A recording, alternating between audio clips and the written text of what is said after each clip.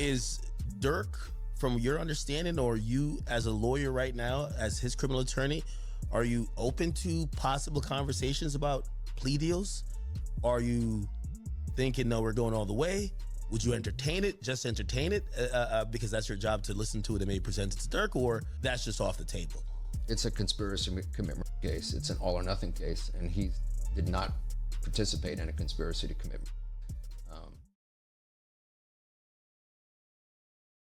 Yo, what it do? It's your boy Buck Breeze, Mr. No Slacking himself. No slacking involved. That shit is bad for your health. You know the vibes, man. Tap on in with your boy, man. You know what it is. Yo, got a dope one for y'all today, man. So, yo, man, Lil Durk getting released, man. They said Lil Durk gonna come home, man. I think he gonna beat the bullshit, you heard? I think he gonna beat this, man. I think niggas looking up for the kid, you know what I'm saying? But yo, let's see what's really good with it. You know, time is money, and we can't get $1 back. So let's see what his lawyer is talking about him getting released soon. His release date. In a recent interview, DJ Academics secured an interview with the billion-dollar lawyer himself, where Academics would begin the interview asking would Durk entertain a plea deal, where Drew would say absolutely not. We're going all the way. You know, likelihood. In a recent interview, DJ Academics secured an interview with the billion-dollar lawyer himself, where Academics would begin the interview asking would Durk entertain a plea deal, where Drew would say absolutely not. We're going all the way. You know, likelihood of a plea. I think a lot of people have seen, like, this seems like it's a do or die thing. This is kind of like it's gonna be like a 1 or 0 type of situation. You're either are or you're not. Is Durk, from your understanding, or you as a lawyer right now, as his criminal attorney, are you open to possible conversations about plea deals? Are you thinking, no, we're going all the way? Would you entertain it, just entertain it, because that's your job to listen to it and maybe present it to Durk, or that's just off the table? It's a conspiracy commitment case. It's an all or nothing case, and he did not participate in a conspiracy to commit. And so there is no alternative. It's a life sentence, potential life sentence. So this case is going to go to 12 people. Knowing it's going to go the distance, Drew would then break down how dumb this case truly is, as the feds truly have nothing against Lil Durk, and it's nothing to even worry about. The case is as follows. So there was an indictment that did not name him, right? It named others, and then there was an unindicted person. And then 3 weeks later, that indictment was what's called the first superseding indictment, and it does name him. I wrote something up with this. This getting juicy. Was identical, except the unnamed person now became Durk Banks. And this is the really important part, Act. The second indictment, what's called the first superseding indictment, only had one new fact. It had one new fact, and that was it alleged that there was a video by Durk that celebrated and monetized this. There is very little evidence against Lil Durk, as Drew himself would even say that he asked around the rap industry about these songs that the feds want to use against Lil Durk, and he quickly realized these rap songs are very old. You heard about that, right? They trying to use old songs and all that shit. Like, they really trying to burn my boy right now. And shouldn't be used against him. We got the indictment, we noticed, and we started hearing from people in the music world. People are like, this doesn't really make sense. That song, those lyrics were done a long time before that. I mean, we were hearing it from all different directions. We were hearing it from studio people. We were hearing it from people that wear suits to work every day, executives. And so we were like, we got to get to work here. We got to figure this out. After figuring out and getting their paperwork to prove the judge that these are all false claims against Lil Durk, it ended up working. The judge would then grant Drew Finling to put together the best release package for his client Lil Durk. It would then be announced a judge has agreed to hear Lil Durk's new bond request on the May 8th court hearing in LA. His team plans to present a proposed bail package including $1 million in cash cash, $900,000 in real estate, $150,000 from an associate, 24/7 armed security, and an electric monitoring device to show that he is not a flight risk. However, this would end up resulting in the feds sharing new evidence trying to keep him inside of jail. The paperwork reads, the government has filed a motion citing more lyrics from Lil Durk's song Rumors featuring Gucci Mane, released February 2022, and an unreleased track seized from his phone after his arrest, to argue against his release on bond, with the lyrics in the Rumors track saying, and quote, I want the one that I paid for, we hit your homie, as the prosecutors are claiming Durk is showing a history of paying for bodies, but a lawyer would end up reacting saying he'll likely be released like Young Thug was, as this is not enough to sentence him to life in. See, Thug set the trend for this shit, really, with the whole them trying to use your rap lyrics against you and then not being able to use them against you. Yeah, Thug set the trend for that. Like, I feel like you can say whatever you want, like, you know what I'm saying, in rap music, that don't really mean you about that life. You know what I'm saying? Prison. We've seen it happen quite a bit. I don't know that I'd say it's been persuasive. I think the biggest example we look at is Young Thug. Down in Atlanta. They took a lot of his lyrics, and even though technically speaking, ultimately they got a conviction, he actually walked out on time served. Most of the people that were prosecuted didn't end up being convicted, and I don't think anybody would call that prosecution a successful prosecution.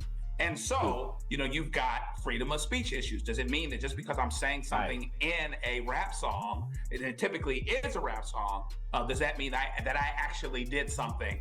And this is an extra interesting twist here, because Lil Durk's attorney is saying, well, this song was actually released months before. As with the prosecutors only. I think what might save Durk a lot, you know how he be like in the beginning of the song, hey, yo, all this shit is all cap.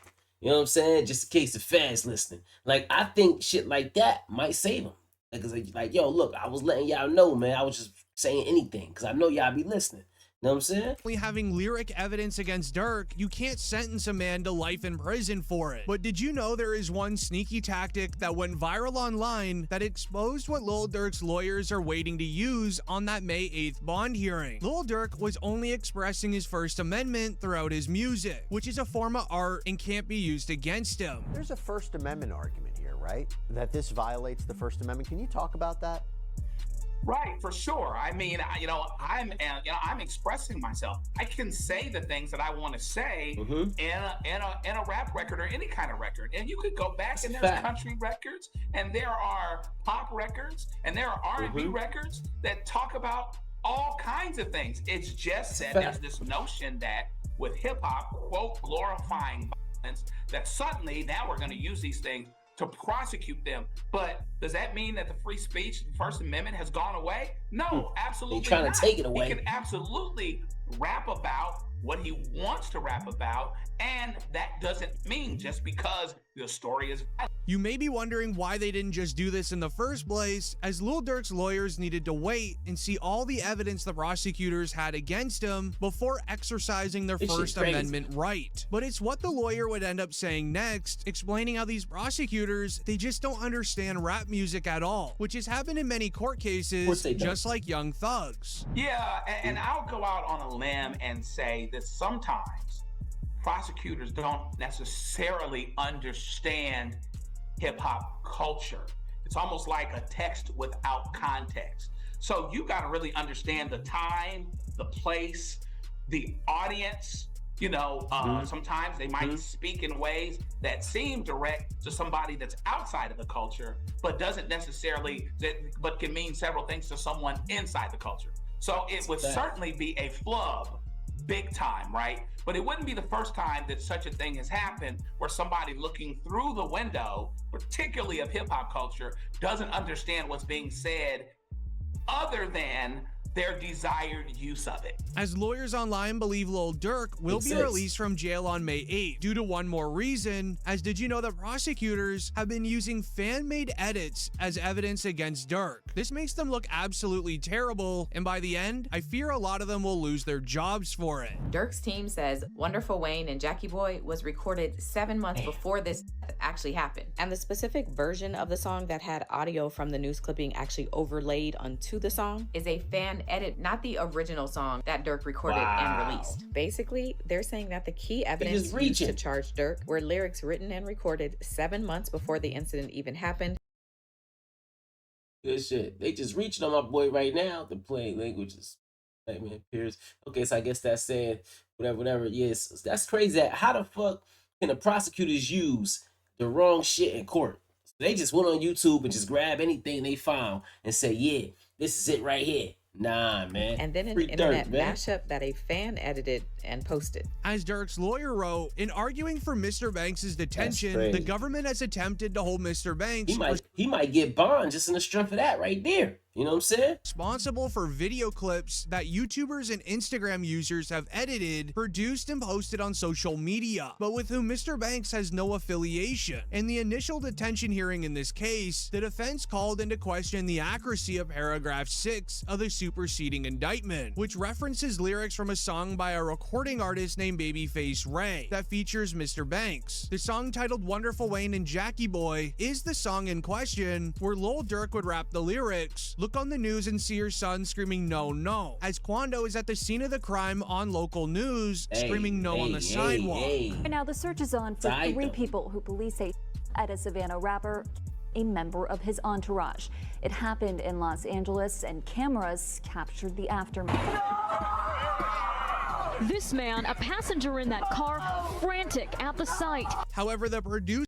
I ain't gonna lie, what's even more crazy is that, you know, Durk took him saying that no right there and put that on the beginning of his track and everything. Ooh, that's nasty work. The producer that made the song would end up showing the project file with the judge in the courtroom, showing that the song was actually recorded before the passing even occurred. This resulted in the prosecutors having to have their one last desperate attempt to keep Lil Durk in jail. Using evidence that an OTF snitch gave up, it would go and read over 230 gigs of digital evidence, which includes audio and video recordings and surveillance footage, as well as 20,000 pages of reports. This boy, OTF Jam or something like that. He wore wire. Real nasty work, man. Are currently being processed for discovery, as an OTF member named Jam supplied them with this evidence. A court update read, the feds believe Lil Durk paid to get these 2 people dealt with. Number 1, Stephon Mack, who got Lil Durk's brother D-Thang. Number 2, OTF Jam's baby mom, who sadly passed after Lil Durk found out he wore a wire around him. Feds believe Jam is the key to putting Durk in jail for all 3 crimes, as it was this Instagram live where Lil Durk allegedly noticed OTF Jam was wearing that wire, where Jam is seen holding the top of his jacket, kind of whispering in it and fiddling around with it for a minute. Look at him. I ain't gonna lie, my whole dream team. I ain't gonna lie, feeling like back in the day. Oh, crazy work. Oh, dang. Like back in the day. He took out. Check on your man, let him get his head. I ain't gonna lie, man. Hey, when I was growing up, I never happened a damn. Look at him. Looking like a damn snitch. School trying to stop down. All that woofing on the net, it got your man. Metro! However, months before getting arrested, Lil Durk knew that Jam was acting strange. It would be announced, Lil Durk has been playing 3D chess the entire time. He knew that Jam was gonna cooperate. I see shit from a mile away. I don't think people realize that. I could have a conversation with you for 5 seconds and know your way is gonna cooperate. As a result of this, Durk would later speak on it, saying that he doesn't allow his friends to even know where he lives and doesn't give any information to anyone anymore. As you can tell, he is sad knowing Jam snitched. Nobody is ever allowed to my house. It be our best friend never been in my house. For real? It don't lie. I promise. Your best friend? Promise.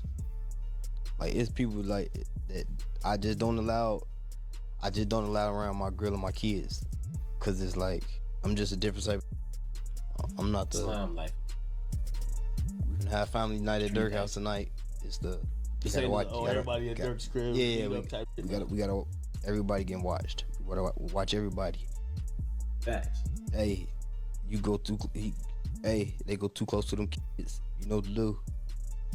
Like, that's how I play. Like, I don't play. OTF Jam is the same man that Lil Durk gave $50,000 to during this Instagram live. But watch closely as the people in the background become very important. You know what's name, bro? Steady crying, huh? He's steady crying. Feed him. Feed him. Get in the milk, bro. Get in the milk so baby mama get the trigger, bro. See that? Feed For my him. baby. That's really how y'all hold y'all babies, ain't it? I gotta hold my money like this. This too much. Crazy though. Motherfuckers sitting up there doing all this. Sneak this and the internet games and all this. Up some money, do something. Like, we winning, bro. I can do whatever it is I want to do, I can do it. Just not what I want to do what I want. Y'all can't do that, bro. Goof, bro got out what? You know that How many you did now? How many years I did it now? Yeah. That's your last bit. 12? 12. That boy popped out 12 years. Yeah. So much money.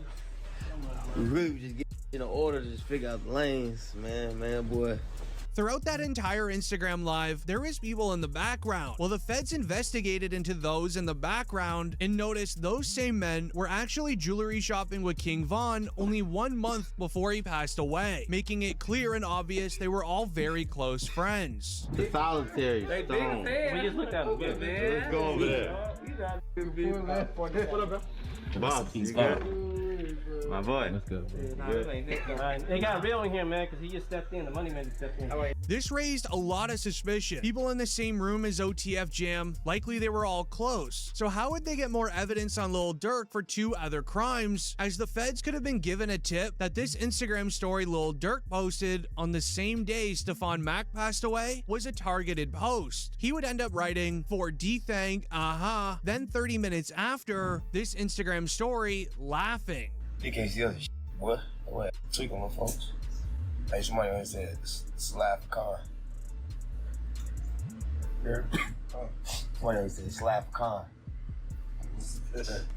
With everything being an entire mess, there's one story that is beginning to rise. As did you know, right when Durk is about to be released from jail, his wife India Royale was caught cheating. It would be tweeted, Durk's baby mama India was allegedly seen at a party with her hand on another man. With the footage being released by one of her friends, screenshots would end up making it more clear of it happening. India would end up reacting the following morning. The family, do we know you? Yeah, you a grown man. Do y'all remember when men used to like lay concrete, change tires, go to war? Now these niggas on the internet gossiping all day. Like, what's happening? With this going viral online, 6ix9ine and DJ Academics would end up reacting on their own live stream. Alright, so you want to bet 10,000 right now that hold on. Told about some other we talking about India. She's a good girl. She's You met her? I haven't met her, but So why you saying she a good girl? Like, because I hear the drama about everybody's relationship, and I know any rapper who could say something about me and they got a public girl, I could tell you who your girl off when she was mad at you. Like, I know all of that. I've never heard no dirt about her. Just to keep it a bit. Never heard nothing about her, period. all right, but she gonna be faithful to the trial. Yes. Anything after that? I mean, you never know how it goes. I mean, if somebody, how does it go if somebody's, again, I'm not wishing upon him, but if you get life, like, how'd that go with your girl? She's supposed to be faithful or no? Said, I don't know. It's kind of crazy. You know what I'm saying? I don't know what y'all think. What you think? You think Durk, you know what I'm saying, get set free or what? I think he got a good chance, man, getting set free. You know what I'm saying? The way this shit looking, man. You know, it's a lot of bullshit up in the trial. You know what I'm saying? First, you know, they trying to use wiretaps. They try to use dudes that supposedly start running their mouth. They try to use all kinds of other shit, man, that I don't think this shit gonna add up, man. You know what I'm saying? Word up. Free Durky, yo, man. Jump in the comments, man. Let me know what you think. You know the vibes. It's your boy, Buck Breeze. Mr. No Slacking himself. No slacking involved. That shit is bad for your health. You know the vibes, man. Tap on in.